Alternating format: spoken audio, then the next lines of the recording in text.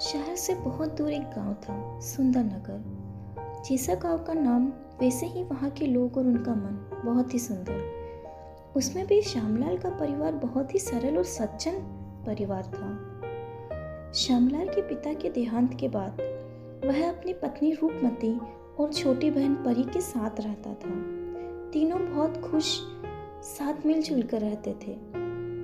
श्यामलाल अपनी छोटी बहन परी से बहुत प्यार करता था।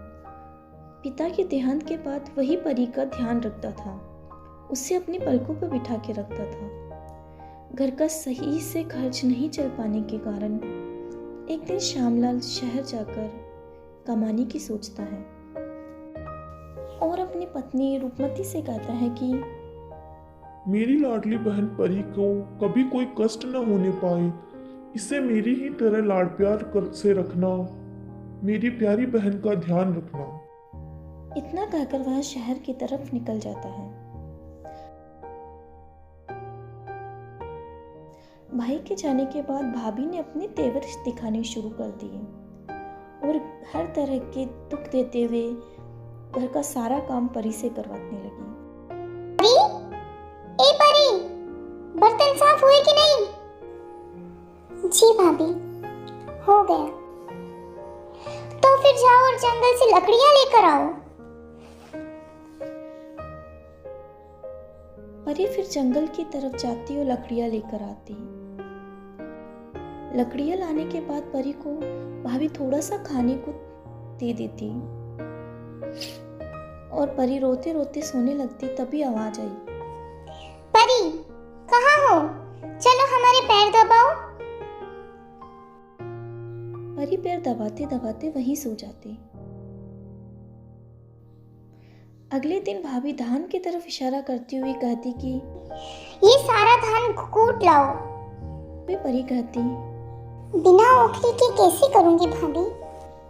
इस पर भाभी कहती, बहुत जुबान चलाने लगी। और ये कहकर परी को पीटने लगती। ऐसा करते करते कई वर्ष निकल जाते और परी अपनी भाभी के जुल्म सहती रहती।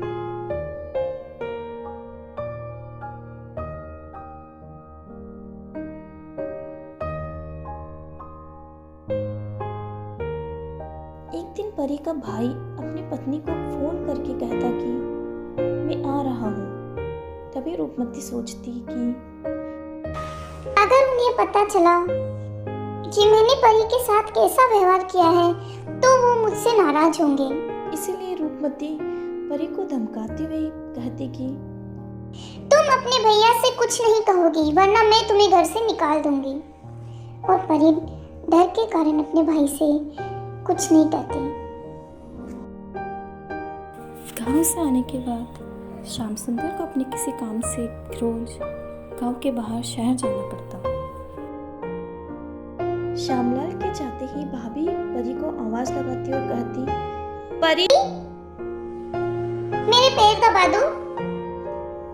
तभी श्यामलाल वहां आ जाता और बाहर खड़ा सब कुछ देखता रहता।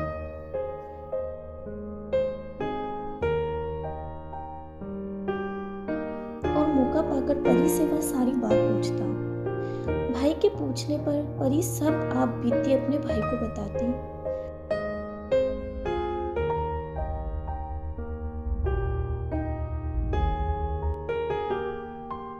तब श्यामलाल अपनी पत्नी को सबक सिखाने की सोचता और एक दिन बिना किसी बात पर बहस में उसे मारने लगता और उसे घर से निकल जाने को कहता।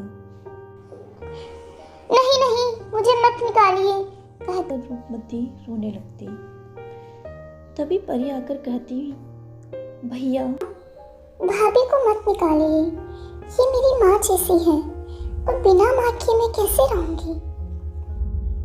ये सुनते ही रूपमती की आंखों से आंसू आने लगते और उससे अपनी गलती पर पछतावा होता और वह परी से माफी मांगने लगती और सभी पहले की तरह खुशी खुशी रहने लगते।